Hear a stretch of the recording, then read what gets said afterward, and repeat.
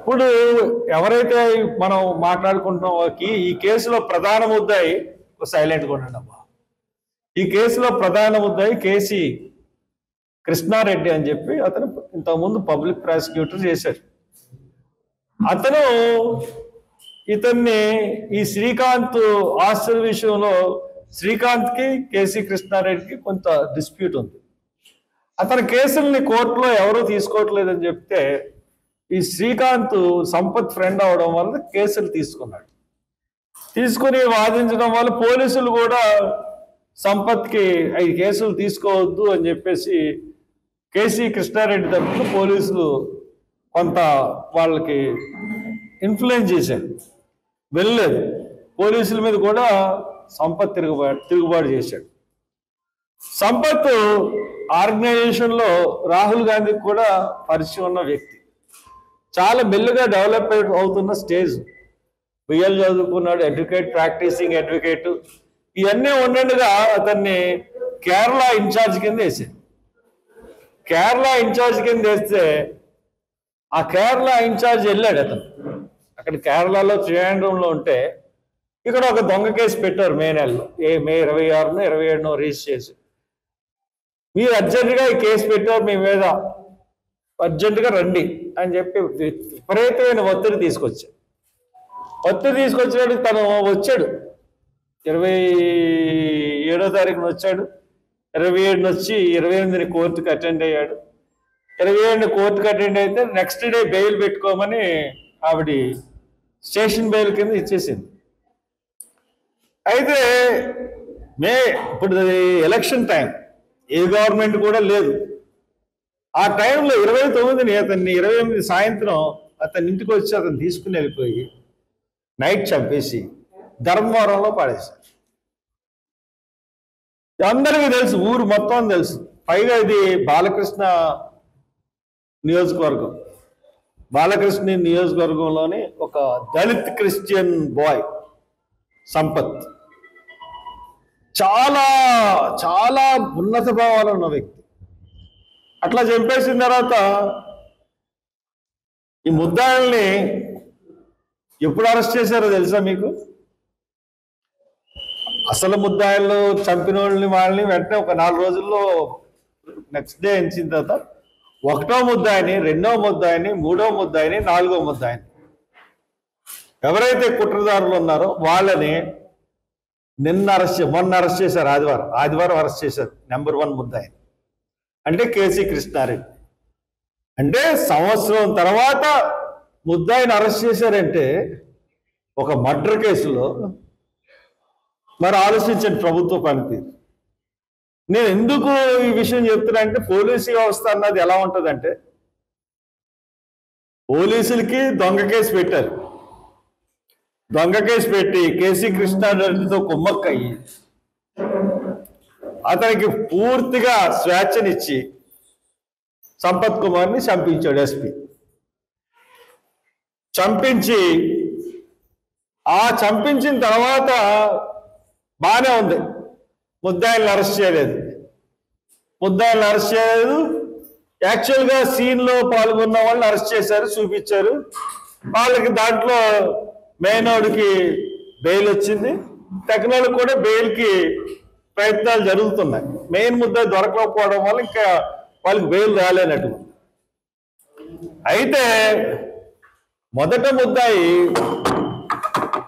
ముద్దాయి ఎవరైతే ఉన్నాడో వాడు వెరీ ఇన్ఫ్లుయెన్షియల్ క్యాండిడేట్.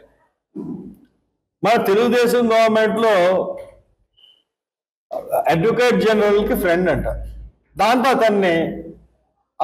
అతను పిటిషన్స్ హైకోర్టులో, సుప్రీంకోర్టులో స్పెషల్ లీవ్ పిటిషన్స్, ఇలాగ ఎన్నో పిటిషన్లు వేసుకుంటూ అరెస్ట్ అవ్వకుండా, పోలీసులు దొరకకుండా, పోలీసులకు తెలుసు అతను ఎక్కడున్నారు.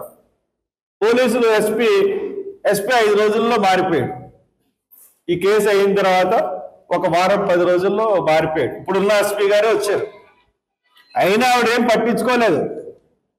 పట్టించుకోకుండా అలా తాత్సరం చేస్తే, ఈ కేసీ కృష్ణారెడ్డి ఏం చేశాడంటే హైకోర్టులో ఒక పిటిషన్ వేశాడు. ఆ పిటిషన్లో ఏమనేసాడంటే, నాకు సంపత్ కేసుకి సంబంధం లేదు.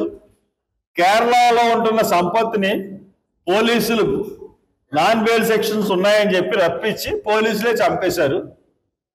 నాకు సంబంధం లేదు, పోలీసుల మీద ఇన్వెస్టిగేట్ చేయాలి, ఈ కేసుని సిబిఐకి ఇవ్వాలి అని కేసీ కృష్ణారెడ్డి వేసాడు. అప్పటి వరకు పోలీసుల్లో చలనం లేదు. అప్పుడు ఎప్పుడైతే పోలీసుల మీద తిరిగి రివర్స్ కేసు వేసాడో అప్పుడు పోలీసుల్లో అమ్మ నా కొడుకు మనం ఎంత సహాయం చేసి వీడికి ఎన్ని చేస్తే వీడు మన మీద కేసేస్తాడని చెప్పి అప్పుడు దాకా నన్ను కాంటాక్ట్ చేయని police department, Hindu police department నాకు ఫోన్ చేసి ఇవాళ బెయిల్ పిటిషన్ ఉందండి కేసీ కృష్ణారెడ్డిది యాంటిసిపేటరీ, మీరు ఎలాగైనా ఆదుకోవాలని. నేను అప్పటికే లాయర్ని పెట్టాను. కాంగ్రెస్ పార్టీ వదిలేసింది. కాంగ్రెస్ పార్టీ పరంగా అతను ఎంతో ఉన్నత పదవి నిర్వహించినా కానీ పార్టీ పట్టించుకోలేదు. ఎందుకంటే కాంగ్రెస్ పార్టీ రాష్ట్ర నాయకత్వం ఆ తీరులో ఉంది. నేనే పర్సనల్గా తీసుకుని నేను పట్టించుకుని నేను లాయర్ని పెట్టాను. ఆ లాయర్ కూడా సలీం అని చెప్పి కోడికత్తి కేసులో వాదించిన అతన్ని పెట్టాను.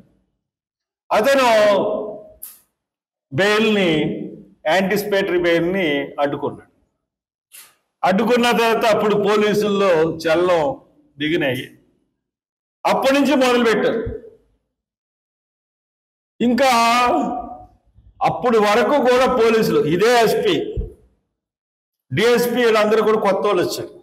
వాళ్ళు వచ్చిన తర్వాత వాళ్ళు ఛాయశక్తిలా ప్రయత్నించి మొన్న శనివారమో శుక్రవారమో 2 రోజుల క్రితం నాగార్జున రెడ్డి అని ఈ కేసీ కృష్ణారెడ్డి కొడుకుని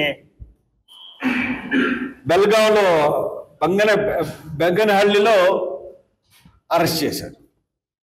తర్వాత నిన్న కృష్ణారెడ్డి వచ్చి లొంగిపోయాడు. అంటే పోలీసు తలుచుకుంటే ఏం చేయగలదు, ఏం చేయదు. కేసుని తిమ్మిని చేయగలదు, బమ్మిని చేయగలదు. ఈ కేసు పెద్ద ఉదాహరణ. క్లియర్గా చంపేసిన సంపత్ కేసులో ముద్దాయిలను అరెస్ట్ చేయడానికి 1 year 29, ఈవేళ ఎంత అండి 26, ఇంకో 3 రోజులు అయితే అతను చనిపోయి ఏడాది క్రితం జరిగిన కేసుని నిన్న మొదటి ముద్దాయిని వాడు లొంగిపోతేనే కానీ అరెస్ట్ చేయలేని పోలీసు వ్యవస్థ. చంద్రబాబు నాయుడు గారు ఈరోజు చెప్తా ఉంటాడు పోలీసుల గురించి. ఎవరి గురించి ఉపయోగిస్తున్నాడు? పాత కేసులు తిరగదోడి అతను దేని మీద ఉపయోగిస్తున్నాడు? అతని యొక్క ఆఫీసుల మీద దాడి చేసిన వాళ్ళ మీద, అతని ఇంటి మీద దాడి చేసిన వాళ్ళ దగ్గర దొంగ కేసులు అన్నీ పెట్టి వాళ్ళకి పట్టుకోవడానికి ఉపయోగిస్తారన్నారు. 5 ఏళ్ళు అయిపోయింది. ఆ వంశీ అన్న అతన్ని చూస్తూ ఉంటే జాలేస్తుంది. అతనికి చాలా సిక్ అయిపోయి ఉన్నాడు.